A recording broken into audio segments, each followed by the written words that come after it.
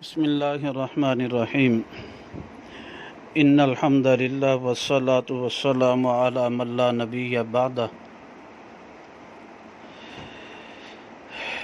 عقیدہ ختم نبوت کے بارے میں 200 احادیث مبارکہ موجود ہیں۔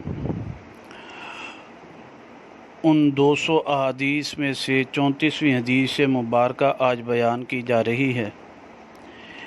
یہ روایت مبارکہ سنن ابن ماجہ جلد نمبر ثانی ابواب تعبیر الرؤیا، اس میں یہ روایت مبارکہ آتی ہے۔